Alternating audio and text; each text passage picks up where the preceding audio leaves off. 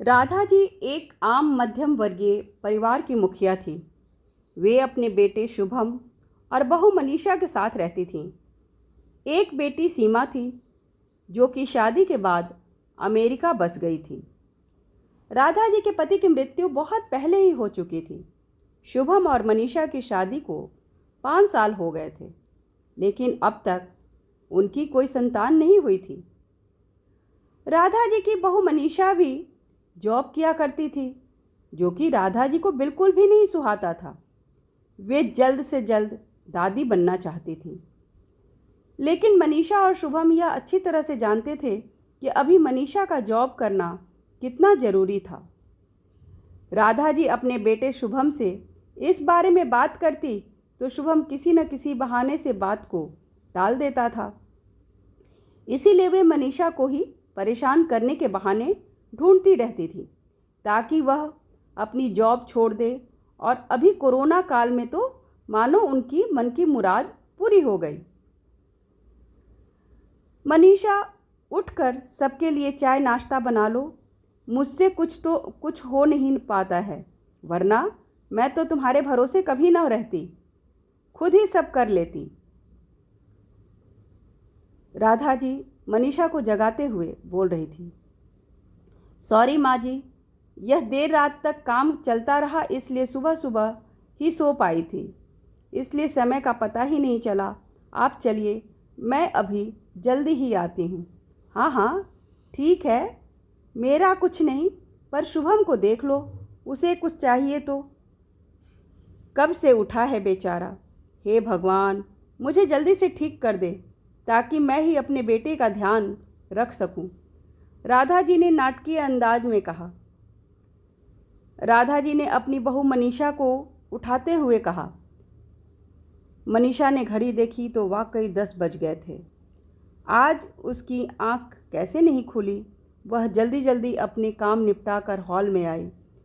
शुभम अपने लैपटॉप के साथ ऑफिस का काम कर रहा था। उसने किचन में जाकर चाय नाश्ता बनाया और फिर रात वाले बर्तन साफ किए। फिर झाड़ू पोछा करके नहाने चली गई थी। दरअसल कोरोना वायरस की बढ़ती बीमारी की वजह से शहर में पूरी तरह लॉकडाउन किया गया था, इसलिए काम वाली बाई भी नहीं आ पा रही थी। मनीषा खुद एक इंटरनेशनल कंपनी में काम करती थी। उसका ऑफिस टाइम निश्चित नहीं था। अधिकतर उसे रात में देर रात तक काम करना पड़ता था। कल भी उसका काम देर रात तक चलता रहा, इसलिए वह अभी तक सो रही थी। मनीषा नहाकर आई तो देखा कि उसकी सास अपने कमरे में किसी सहेली से फ़ोन पर बात कर रही थी। बातचीत में अपना नाम सुनकर मनीषा सास की बात सुनने लगी। वो बोल रही थी, अरे शारदा, तुम भी अपनी बहू को ज़्यादा सर पे मत बैठाओ। बहू को ज़्यादा उड़ने दोगी तो कल को अपनी नौकरी के चक्कर में वह तुम्हें भी घर की नौकरानी बनाकर छोड़ेगी। मैं तो भाई शुरू से ही मनीषा के नौकरी के खिलाफ थी। अब करे नौकरी शौक से, पर साथ साथ घर का काम भी करे। मैं तो बदन दर्द का बहाना बनाकर बैठ जाती हूँ, नहीं तो सारे काम का बोझ मेरे सिर पर आ गिरेगा। मैं कोई मुफ्त की नौकरानी थोड़े ही हूँ। मैं तो कहती हूँ तुम भी यही किया करो। सास की बात सुनकर मनीषा की आंखों से आंसू आ गए। वह जिस सास को बीमार समझकर उनकी दिन रात सेवा करती थी, उन्हें एक गिलास पानी तक नहीं उठाने देती थी। सारा दिन घर का और रात को ऑफिस का काम करके थकान से चूर होकर भी वह उफ तक नहीं करती थी। उसका यह फल मिला उसे। माना वे मेरी नौकरी के खिलाफ हैं, मगर यदि घर का किश्त न देना होता तो वह भी कभी नौकरी न करती। शुभम का बोझ कम करने के लिए ही तो वह नौकरी करती है। खैर, अभी के मुश्किल समय में वह सास के खिलाफ कुछ भी बहस नहीं करना चाहती थी जिससे घर का माहौल खराब हो। इसलिए वह उनकी बात को नज़रअंदाज करके वहाँ से चली गई। लेकिन उसकी नज़रों में राधा जी की इज्जत ज़रूर कम हो गई। दूसरे दिन सुबह सुबह राधा जी की बेटी सीमा का अमेरिका से फ़ोन आ गया। सीमा की सास उसके पास अमेरिका आई हुई थी। आदत के अनुसार राधा जी ने जैसे ही सीमा की सास की बुराई करनी चाही, वैसे ही सीमा ने उन्हें डपट दिया। माँ, आप बिल्कुल भी माँ जी के बारे में अनाप शनाप नहीं बोलेंगे। पता है आपके चक्कर में आकर मैंने उनके साथ कितना बुरा व्यवहार किया था, लेकिन आज मुझे उनकी कीमत का पता चल गया है। तुम तो उनके यहाँ आने पर कितनी खिलाफ थी, मगर आज अगर वह यहाँ नहीं होती ना माँ, तो न जाने हमारा क्या हाल होता।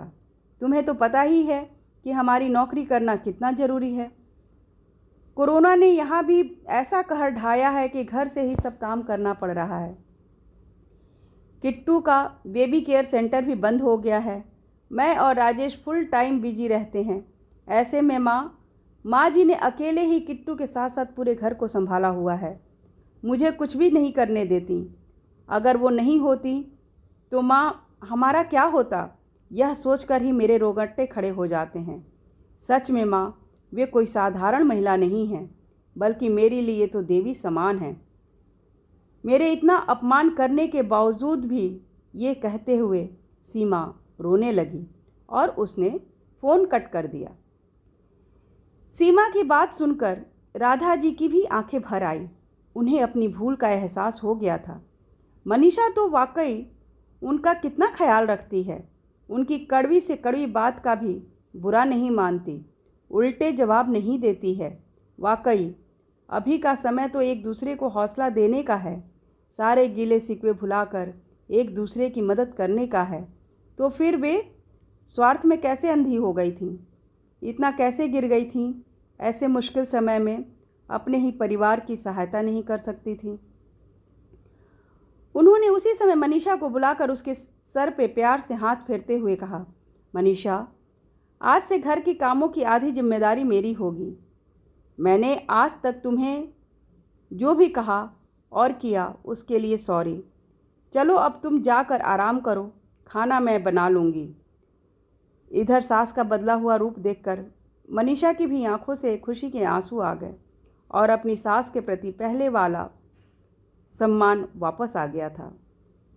शायद हमारे जीवन में मुश्किल का समय आता ही इसलिए है कि हमें एक दूसरे की अहमियत का पता चले।